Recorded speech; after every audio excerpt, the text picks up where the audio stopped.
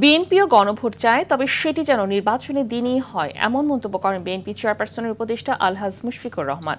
দুপুরে ব্রাহ্মণবাড়িয়ার আখাউড়া উপজেলার ধরখার ইউনিয়নের অন্তরবাজারে বিএনপির ৩১ দফা কর্মসূচির প্রচার ও লিফলেট বিতরণ শেষে তিনি এসব কথা বলেন।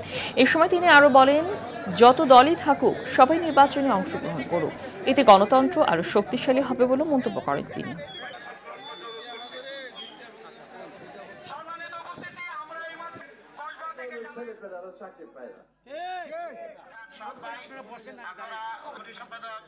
বিএনপি তো গণভোটের বিরুদ্ধে না, গণভোট চাই আমরা।